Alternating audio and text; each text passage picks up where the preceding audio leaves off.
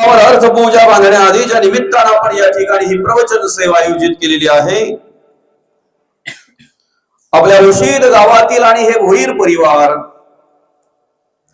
आपल्या भोईर परिवाराचे दादा, आमचे मित्र कैलासवासी माणिक गुरुनाथ भोईर दादाला बुधवार दिनांक 14 जानेवारी 2026 रोजी देवाज्ञा झाली।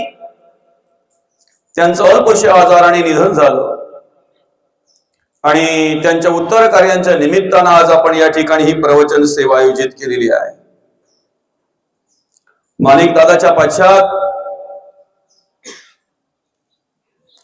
दादाची धर्मपत्नी असेल, अर्थात आमच्या वैशालीताई असतील, दादाची 2 मुलं अर्थात आदित्य दादा आणि देवांश दादा, त्याचप्रमाणे आमचे मामा असतील माणिक दादाचे वडील गुरुनाथ मामा,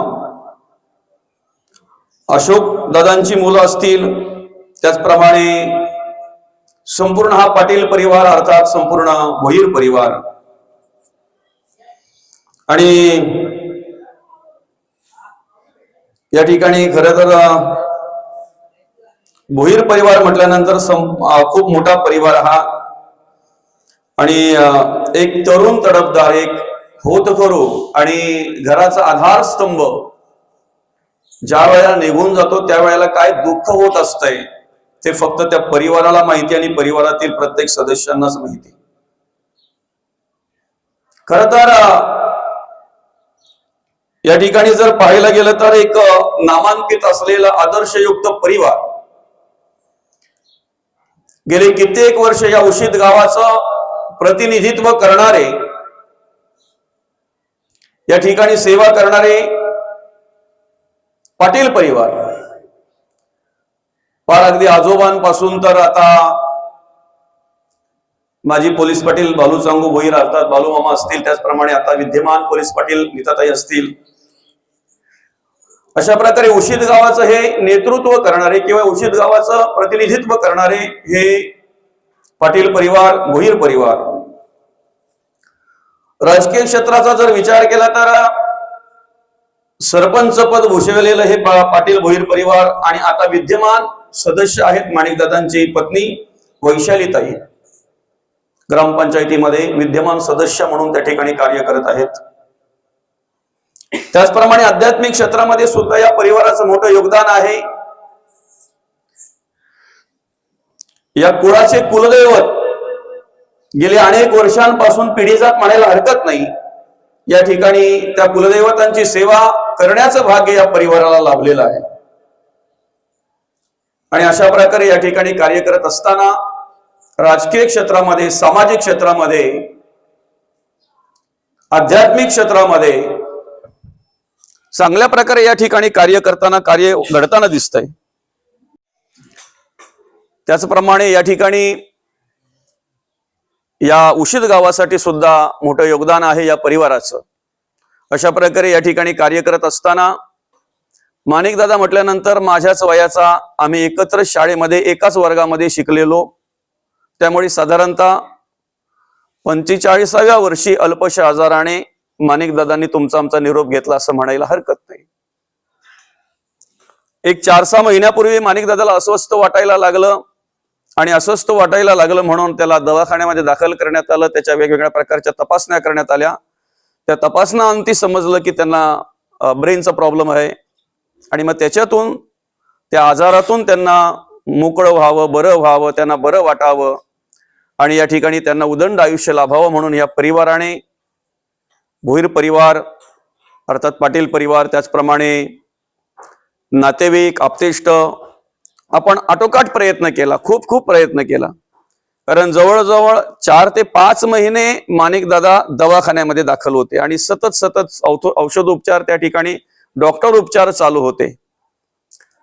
पण सर्वांनी प्रयत्न करून सुद्धा त्या प्रयत्नाला अपयश आलं आणि माणिक दादा बुधवार दिनांक 14 जानेवारी 2026 रोजी आपल्याला सोडून गेले, त्यांचं देहावसन झालं। खर तर या भोईर परिवाराविषयी जर सांगायचं झालं, पाटील परिवाराविषयी जर सांगायचं झालं तर या घरातील मातृक्षेत्र, या मुलांचं मातृक्षेत्र म्हणजे आमच्या नाही का सगळे आपल्या, मला तरी वाटतं आळीतली काय सगळ्या गावातलीच मावशीला जानकी मावशीच बोलायचे ना, नाही का, जानकी मावशी. आणि अतिशय सुस्वभावी, अतिशय म्हणजे मनमिळावू स्वभाव मावशीचा. मला वाटत नाही की त्यांच्याकडून कधी भांडण झालं असेल, कोणाचा काही वादविवाद झाला असेल असं, नाही का. अगदी सुस्वभावी, भुकेल्याची भूक जाणणारी, ताणाल्याची ताण जाणणारी अशी आमची जानकी मावशी, अर्थात त्यांचं नाव वंदना. आणि 5 मे 2014 रोजी या मुलांचं मातृक्षेत्र हरपलं गेलं. आमची मावशी गेली, अर्थात जानकी मावशी गेली त्या ठिकाणी. आणि त्यानंतर मातृक्षेत्र हरपल्यानंतर या ठिकाणी कार्य करत असताना माणिक दादा असेल, नंदाताई असेल, अशोक दादा असतील, त्याचप्रमाणे आज संपूर्ण पाटील परिवार असेल. मध्येच आमचे कुंडलिक मामा सुद्धा या मुलांचे काका या परिवाराला सोडून गेले. त्याच्यानंतर अशोक दादा आणि माणिक दादा हे 2 भाऊ, एक नंदाताई समजा. 2 भावांपैकी एक मोठा भाऊ आमचे अशोक दादा 19 जानेवारी 2020 साली रोजी या परिवाराला सोडून गेले. त्यांचं सुद्धा अल्पशा आजाराने निधन झालं. आणि आज लगेचच एक 4-5 वर्षानंतरच, 5-6 वर्षानंतरच या ठिकाणी दुसरं दुःखाचं सावट त्या वडिलांवर पसरतंय. एक मोठा मुलगा तर सोडून गेलाच गेला, पण दुसरा छोटा मुलगा सुद्धा अर्थात माणिक दादा सुद्धा सोडून जातो या परिवाराला. आणि संपूर्ण जबाबदारी गुरुनाथ मामांवर येते, आजोबांवर येते. नातवांवर संस्कार करण्याची, नातवांना मार्गदर्शन करण्याची आणि नातवांचा सांभाळ करण्याची जबाबदारी आज आजोबांवर आलेली आहे, चुलत भावांवर आलेली आहे, काकांवर आलेली आहे. त्याचप्रमाणे आपले पाटील बाबा असतील यांच्यावर आलेली आहे. राजू असेल, कपिल असेल, त्याच्यानंतर आमचे संजय भाऊ असतील, प्रमोद दादा असतील, आदी करून संपूर्ण हा पाटील भुईर परिवार असेल. आपल्या सर्वांवरती जबाबदारी आहे या मुलांवर संस्कार करणं, मार्गदर्शन करणं आणि त्यांना आधार देण्याचं कार्य आपण करणं, ही संपूर्ण जबाबदारी आपल्यावर आलेली आहे. खऱ्या अर्थानं या ठिकाणी कार्य करत असताना आम्हाला सगळ्या गोष्टींची आठवण असते, सगळ्या गोष्टींचं स्मरण असतंय. कारण ज्या ज्या गोष्टी आम्ही आमच्या समजतो ना, त्यांची आठवण आम्हाला असते. माणूस कोणाची आठवण ठेवतो? आमच्या जे आहेत ना, माझं जे आहे ना त्याची आठवण ठेवतो, दुसऱ्याची आठवण ठेवत नाही, बरं का. परक्याचं जे आहे ना त्याची आठवण ठेवत नाही तो. म्हणजे प्रामाणिकपणे जर विचार केला, आम्ही आमच्या आयुष्यामध्ये जीवन जगत असताना आमच्या मुलांची आम्हाला जास्त आठवण असते का शेजाऱ्यांच्या मुलांची? आमच्या स्वतःच्या मुलांची. आम्ही जास्त काळजी आमच्या मुलांची घेतो का शेजाऱ्यांच्या मुलांची? आमच्या स्वतःच्या मुलांची जास्त काळजी घेतो. कारण त्यांच्याविषयी आमच्या अंतःकरणामध्ये ममत्व निर्माण झालेलं आहे, आसक्ती निर्माण झालेली आहे. त्याच्या पलीकडे सांगू का, ते माझं आहे, ते तुमचं आहे. ते माझं आहे, जे माझं आहे त्याची काळजी मी घेतोय, त्याची आठवण मला राहते. आणि त्याची आठवण करून द्यावी लागत नाही माणसाला. आठवण करून द्यावी लागत नाही माणसाला. कामावर जरी गेला ना तरी पण त्याला आठवण कोणाची असते? घराची, मुलांची, पत्नीची, आपल्यांचीच आठवण असते. प्रवासात जरी असला तरी सुद्धा त्याला अधिक आठवण कोणाची असते? आपल्यांचीच असते. बरं, माणूस माणसाच्या जीवनाचा मार्गक्रमण करत असताना आपलं काय आणि परक काय याचा खोल विचार करत नाही किंवा याचा अंतःकरणपूर्वक विचार करत नाही, बरं का. म्हणून अध्यात्माच्या दृष्टीने जर पाहायला गेलं, बरं का, म्हणून परमार्थाच्या दृष्टीने जर पाहायला गेलं तर आमचं जे आहे ना हक्काचं, माझं, आमचं, ते आम्ही बाजूला ठेवलेलं आहे, त्याला आम्ही विसरलेलो आहे. त्याची आठवण करून द्यावी लागते. बाबा दिवा लाव जा, टाइम झालाय. हे कोणाचं आहे? अगरबत्ती दाखव दादा, वेळ झालाय. देवाच्या पुढे हात जोडून उभा राहा. नवे तर एखादा प्रसंग जर माणसावर आला ना तर त्याला सगळ्यांची आठवण येते, पण त्याला आठवण करून द्यावी लागते. हे दादा, हे सगळ्यांची तू जी ओळख घेतोय की नाही, सगळ्यांची नावं घेतोय की नाही, यापैकी तुला कोणीही वाचवणार नाही, कोणीही सांभाळणार नाही. जो वाचवणार आहे, सांभाळणार आहे, त्या देवाचं स्मरण कर, त्या देवाची आठवण कर, त्या देवाचं नामस्मरण कर. हे सांगावं लागतंय माणसाला. आपलं काय आहे बरं? कालही आपलं होतं, आजही आपलं आहे आणि उद्याही आपलं असणार आहे. कालही आपलं होतं, आता काल जर म्हणायला गेलं तर नरदेहाला येण्याच्या आधी 83,99,999 योनींमध्ये आपलं कोण होतं? आता ज्यांना आपण आपले म्हणतो ना ते संत म्हणतात कर्मयोगे सकळ मिळाली एके स्थळी जन्म आली ते तुवा आपुली मानिली कैसरे पडत मूर्खा. मागे आवाज येतो ना दादा? कर्मयोगे सकळ मिळालेली आहेत. आज जे आई वडील आपले आहेत ना 83,99,999 योनींमध्ये तेच असतील असं नाही. आज जी बाई आपली आहे ना, जी मुलं बाल आपली आहेत ना 83,99,999 योनींमध्ये तेच असतील असं नाही.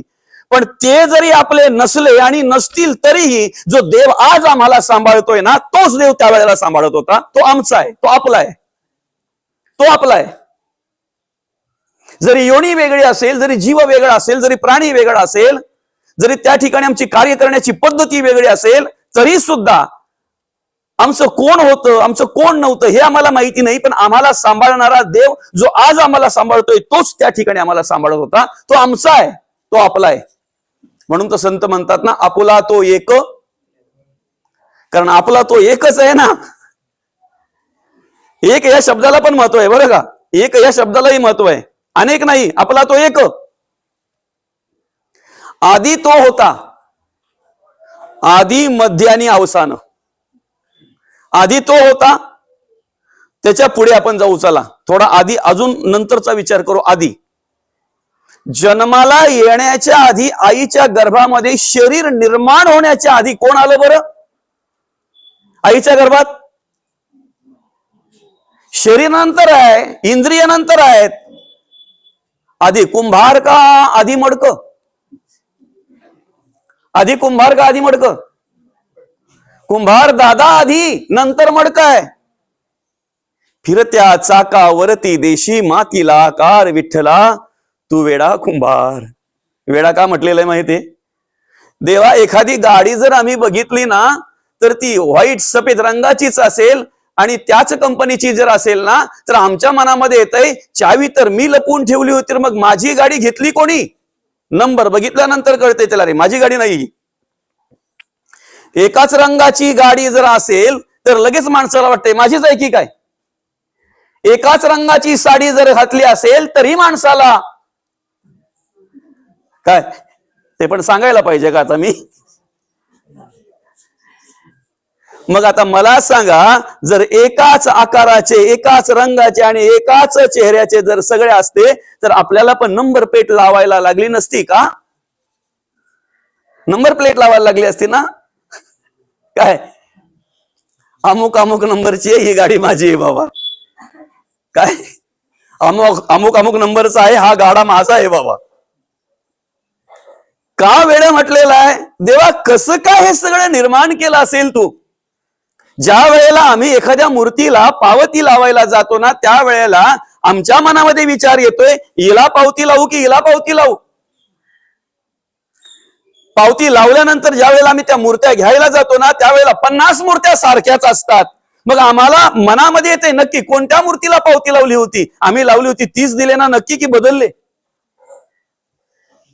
तसं इथे मूर्त्या अनेक बनवल्या, भगवंताने मूर्त्या अनेक बनवल्या, साच्याचा परत वापर केला नाही. एकदाच साचा वापरलाय म्हणून तर एकासारखे दुसरे नाहीत ना. काय या वस्त्राते विनतो कोण एक सारखी नसती दोन. काय ज्याने निर्माण केलंय तो निर्माता कसा असेल फक्त कल्पना करा ना. कसा असेल?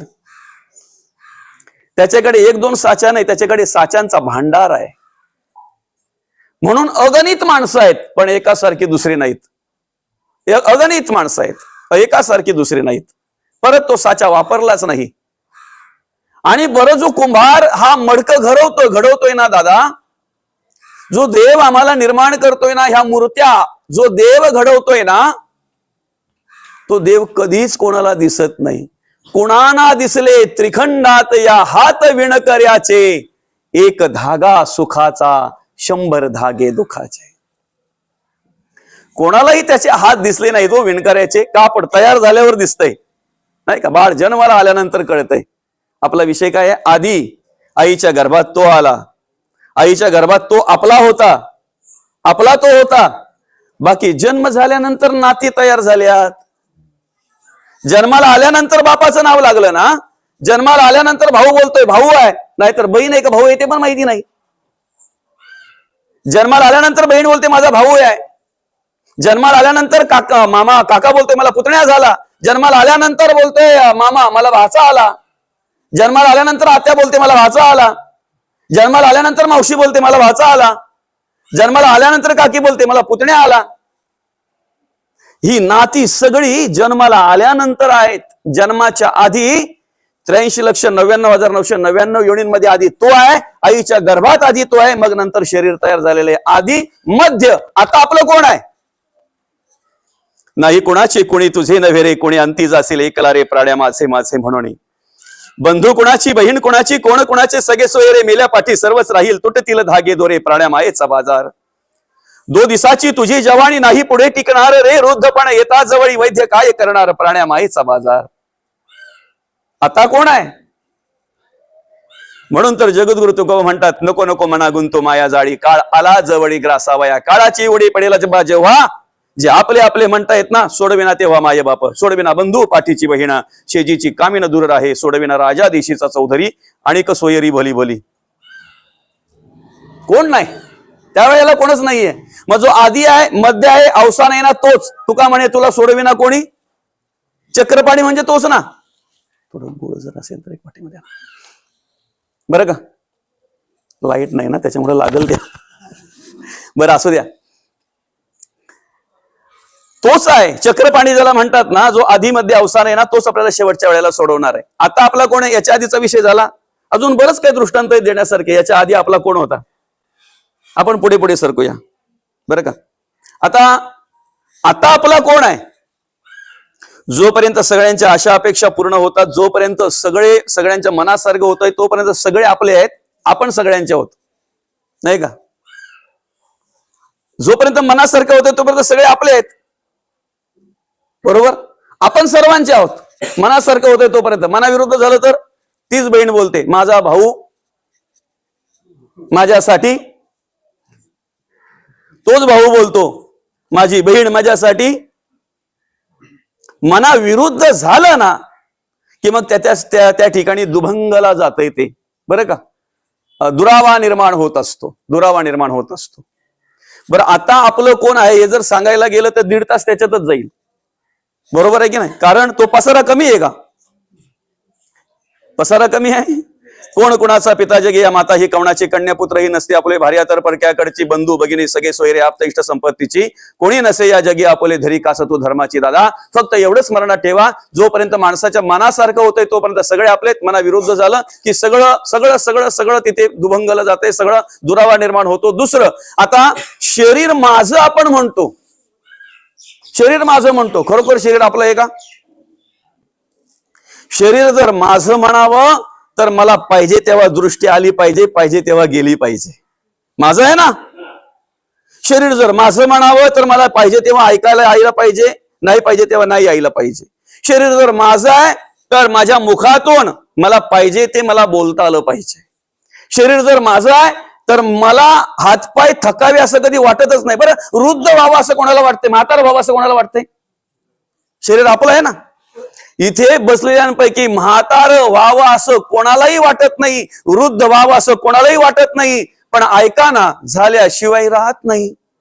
ते का आपल्याकडे एखादं बटन आहे का त्याचं बाबा ते बटन आपण थांबून ठेवू म्हणजे तोपर्यंत तरी म्हातारा होणार नाही. पिकले ना न कळत. वय वर्षे 45 मौली उद्या पडतील पण सांगू शकत नाही. काय आपलं आहे का? ते आपलं आहे. हात पाय दुखायला लागले, डोफे दुखायला लागले, थोडासा थकवा जाणवायला लागला, चालता चालता धाप लागायला लागली. आणि ज्याला आयुष्य मिळालं त्याला त्या गोष्टीतून जाणच आहे. ज्याला आयुष्य मिळालं ना त्याला त्या गोष्टीतून जाणच आहे. तुमचं लहानपण जाताना ते तुम्हाला पत्र देत नाही की मी आता जातो, तरुण येईल. बरं का, आता लहानपण कधी गेलं, तरुण कधी झालो पत्ता लागला नाही. धरून आणायला लागल्यानंतर बोलतात तरुण झाला हो का तो आता. तरुण धरून आणावे लागतात आज संध्याकाळच्या वेळेला. बरं का, आणि धरून कोण आणतात? वृद्ध माणसं. मग मला सांगा तरुण कोण? असो, चला ठीक आहे, हरकत नाही, पुढे जाऊ आपण. तरुण पण जाताना तुम्हाला पत्र देत नाही किंवा मेसेज पाठवत नाही की मी आता जातोय हो का, आता वृद्ध पण येईल. नाही, ते आपोआप बदलत जात आहे. म्हणून शरीर सुद्धा आपलं नाही. काय म्हटलेलं आहे? तुझं नव्हे हे शरीर, देह हे काळाचे. बरोबर की नाही? तुझं नव्हे हे शरीर, त्याला तुकोबा काय म्हणतात? देह हे काळाचे, धन कुबेराचे. येथे मनुष्याचे काय आहे? कधीतरी देवांत बसा आणि विचार करा ना, येथे मनुष्याचे काय आहे. काय आहे या शब्दाचं उत्तर तुम्हाला मिळेल जेव्हा अंतःकरणपूर्वक विचार कराल, तेव्हा शेवटी एकच येणार, उत्तर एकच. बरं का, देह हे काळाचे, धन कुबेराचे. बरं, तुझे नव्हे हे शरीर, मग इतरांचा काय विचार? जर ज्या शरीराच्या बळाने आम्ही हे सगळं काही कार्य करतोय, ते शरीरही जर आम्हाला शेवटपर्यंत साथ देत नाही, ज्या शरीराच्या बळावर तारुण्यात तो काय बोलतो? लात मारीन तिथे, बुक्की मारीन तिथे. पण त्या वेळेला जेव्हा त्याच्याकडे वृद्ध पण येतंय, त्या लातेमध्ये, त्या पायेमध्ये सामर्थ्य राहत नाही. आणि सामर्थ्य राहत नाही म्हणून आम्हाला काळीचा आधार घ्यावा लागतो प्रत्येकाला. बरं का, तुम्हाला मला सर्वांना. त्याच लातेमध्ये एवढं सामर्थ्य होतं, त्याच पायेमध्ये तारुण्यात एवढं सामर्थ्य होतं की तो पाणी काढणार होता. पण आज ते पाणी कमी झाल्यामुळे, सामर्थ्य कमी झाल्यामुळे, बळ कमी झाल्यामुळे आम्हाला काळीचा आधार घ्यावा लागतो. तुझं नव्हे हे शरीर, तो इतरांचा काय विचार? मग आता काय करायचं आहे? एक भगवंत साचार धरी भावार्थ बळे. तुका म्हणे तुला सोडविना कोणी, एक चक्र पाणी वाचवून या.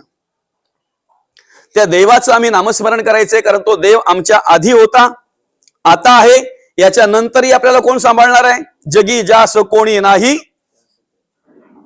त्यास देव आहे. याच्या नंतरही आम्हाला तोच सांभाळणार आहे. बरं का, देह जातो. आता जरा थोडासा व्यवस्थित ऐका. बरं का, का ऐका? तर आमच्याकडून काही नकळत चुका घडल्या जातात. बोलता बोलता माणूस हे चुकतोय, माझ्याकडून सुद्धा अनेक चुका घडत असतील, म्हणून मी अतिज्ञानी असं समजत नाही किंवा अतिज्ञानी म्हणून तुम्हाला सांगत नाही. पण जे समजते, जे आपणास ठावे ते इतरांस सांगावे, शिकवावे म्हणण्यापेक्षा सांगावे, नाही का? आता शिकवण हे की काय ते तुमचं तुम्ही बघा. पण महत्वाचं काय माहितीये का? श्रद्धांजलीच्या वेळेला काही आमच्यासारखी माणसं पटकन बोलून जातात, त्यांच्या मृतात्म्यास चिरशांती लाभो. आत्मा मृत होतो मामा? मृतात्मा हा शब्द आहे. आत्मा कधीच मृत होत नाही दादा. देह संपतो. देह संपतो म्हणजे आता तुम्ही उत्तर कार्यांना आलेले आहेत, बरोबर आहे की नाही मौली? 12-1 वाजेपर्यंत थांबणार आहात. इथे सगळं काही झालं, जलदान झालं, जेवण खावण झालं की संध्याकाळी कुठेतरी साखरपुड्याला जायचंय, आपल्याला कुठेतरी लग्नाला जायचंय. ह्याच कपड्याने जाणार का? ह्याच साड्या, ह्याच पातळ घालून जाणार का? ह्याच कपड्याने जाणार का? कपडे वेगळे असतील ना? कपडे बदलले म्हणजे माणूस बदलला का? कपडे बदलले म्हणजे माणूस बदलला का? काहीतरी दुसऱ्या की तिसऱ्या अध्यायामध्ये ती अवस्था मांडलेली ह्या ज्ञानेश्वरीच्या ग्रंथामध्ये मौलींनी. आमची अवस्था बदलते, देह बदलत नाही. लहानाचा तरुण झाला म्हणजे देह बदलला का? देह तोच आहे, अवस्था बदलली. तरुणाचा वृद्ध झाला म्हणजे देह बदलला का? अवस्था बदलली, देह तोच आहे. तसा आत्मा कधीच बदलत नाही, आत्मा कधीच मृत होत नाही, म्हणून त्याला जीवात्मा म्हटलं जातंय. मृत्यूनंतर त्याचा प्रवास जीवात्मा म्हणून होतो, जीवात्मा म्हणून होतो. आणि हा सगळा व्याप त्याला आहे ना. त्याला सोडवायचा की बांधून ठेवायचा हे देहाच्या हातात आहे, हे मनाच्या हातात आहे, हे आपल्या बुद्धीवर अवलंबून आहे. तुम्ही जशी कर्म करणार ना, एक तर तो मुक्त होईल, नाहीतर बांधला जाईल. आता पहिला विषय आपला असा होता की आज जे आई वडील आहेत तेच असतील याच्या आधी असं नाही, आज जी मुलं आहेत तेच असतील असं नाही, आज जी बाई आहे तेच असतील असं नाही. म्हणून तर संतांनी एक ओळख करून देताना काय म्हटलेलं आहे माहितीये का? एका देहाने जर चांगली कर्म केली, धर्म कर्म